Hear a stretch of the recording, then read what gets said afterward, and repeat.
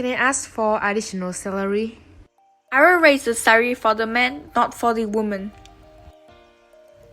And there is inequality between men and women in workplace.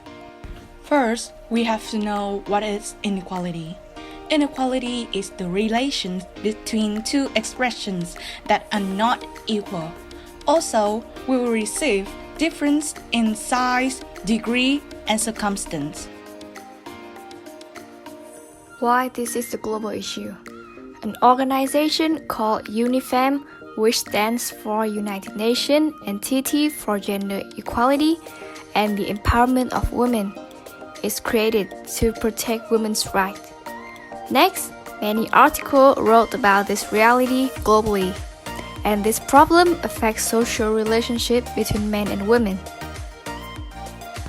So, why we think this is the best topic for us? Because inequality affects all women. Our team is made up entirely of females, so making analysis is easier. And human rights is a topic that many people are interested in, and there is a wealth of information available on the internet. Let's move to the next part, which is causes. There are two kinds of causes. The first is salary, the second is attitude. Firstly is salary. Overall, full-time, year-round female employees earned 82.3 cents for every dollar earned by male in 2019. That means 7.7% less than men, or $10,157 less.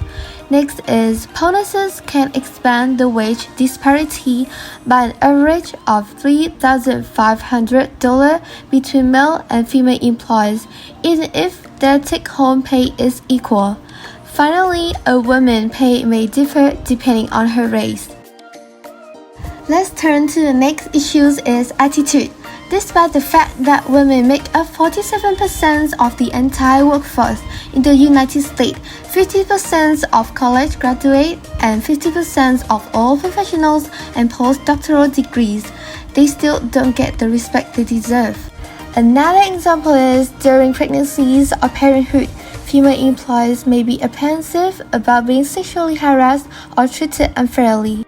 Finally, racism appears to play a significant effect in how women are treated in the United States.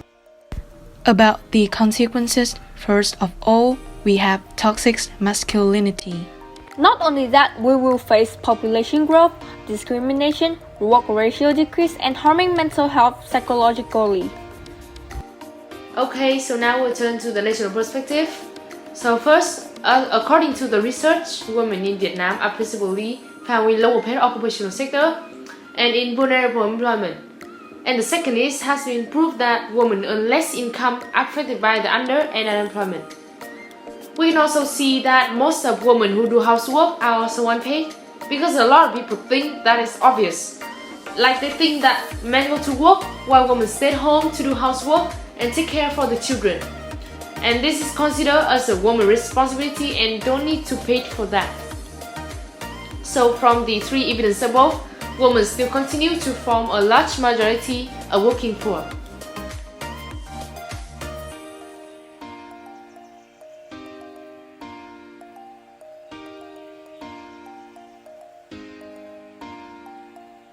According to the survey results that we received, 62.1 respondents experienced inequality between men and women in their workplace.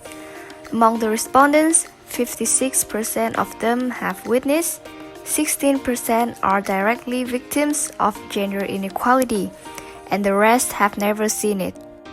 Some respondents' opinion about the problem are this problem is injustice towards women. This is the problem that have existed for a long time but should not happen.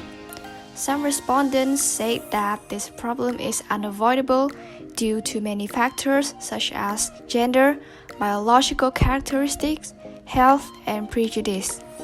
And some respondents say that this is an issue of concern that we need to talk about frankly. We invite Mr. Nguyen Sieu School, who is 24 years old and working for the Cultural Vistas and the Chevening Awards, who lives in the UK, to be our expert. Now we will introduce a part of the interview that will document the cultural perspective for this team project. Okay, so what do you think is the difference between Vietnam and other countries in preventing inequality, specifically in London, where you live right now? Right. Okay. I don't think that I have been exposed to London enough to know the situation around.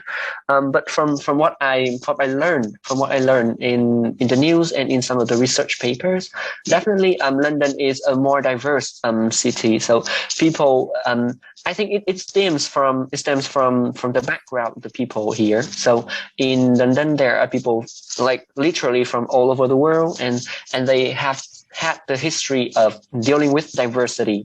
So I think that the culture in London is kind of more open and respectful towards diversity. So there are still cases around like sexual harassment or stereotyping, but they seem less compared to Vietnam.